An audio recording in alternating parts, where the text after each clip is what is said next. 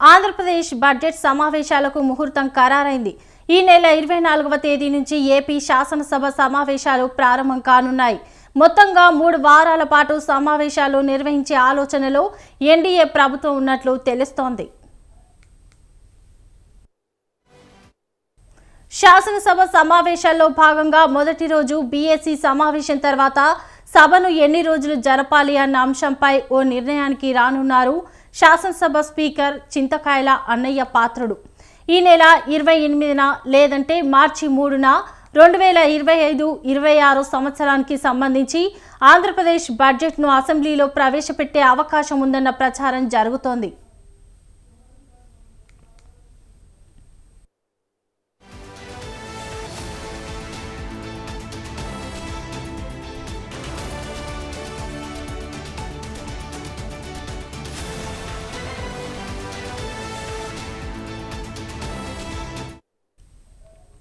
Budget సమావేశాలు కావడంతో అసెంబ్లీకి మంత్రులంతా పూర్తి స్థాయి వివరాలతో హాజరు కావాలి అంటూ ఇప్పటికే ఆదేశాలు వెళ్లినట్లు సమాచారం. దీంతో ఆయా మంత్రుల నుంచి సంబంధిత అధికారులకు ఇప్పటివరకు తమ శాఖలో ఏ పనులు ఎంత మేరకు జరిగాయి, ఇంకా ఎన్ని జరగాల్సి ఉంది, కేటాయించిన నిధులు ఎన్ని, అవసరమైనవి ఇంకా ఎంత అన్న లెక్కలు తీయమంటూ ఆదేశాలు వెళ్లడంతో ఆ పనిలో నిమగ్నమయ్యారు అధికారులు.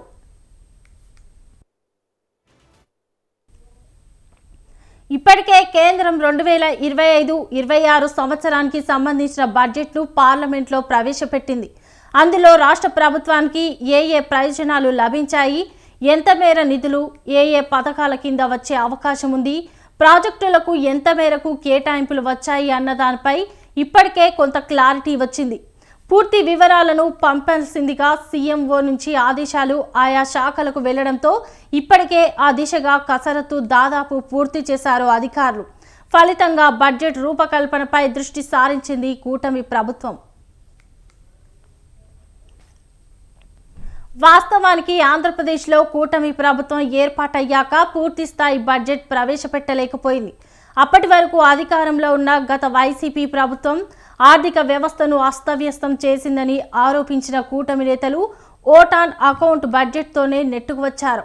నవంబర్లోనూ మరోసారి అదే పరిస్థితి నెలకొంది. ఇలాంటి వేళ రాష్ట్రంలో కూటమి ప్రభుత్వం అధికారంలోకి వచ్చి బడ్జెట్ సమావేశాల నాటికి సుమారు 10 నెలలు అవుతోంది.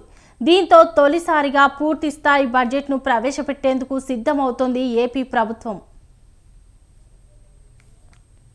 బడ్జెట్ సమావేశాలకు తేదీలు ఖరారు కావడంతో కొత్త ఎమ్మెల్యేలకు శిక్షణ అంశంపై దృష్టి సారించింది ప్రభుత్వం. ఈ నెల 22, 23 తేదీల్లో కొత్తగా ఎన్నికైన సభ్యులకు శిక్షణ ఇవ్వాలని నిర్ణయించింది. ఇందుకు కారణం ప్రస్తుత అసెంబ్లీ సభ్యుల్లో కొత్తగా ఎన్నికైన వారు పెద్ద సంఖ్యలో ఉండడమే. దీంతో అసెంబ్లీ కమిటీ హాల్లో కొత్తగా ఎన్నికైన ఎమ్మెల్యేలకు శిక్షణ తరగతులు జరగనున్నాయి. అసెంబ్లీ సమావేశాల నిర్వహణ, సభ్యుల విధులు, సభలో సభ్యులు నడుచుకునే తీరు వంటి అంశాలపై ఎమ్మెల్యేలకు శిక్షణ ఇవ్వనుంది ప్రభుత్వం. లోక్సభ స్పీకర్ ఓం బిర్లా ఈ శిక్షణ తరగతులను ప్రారంభించనున్నారు.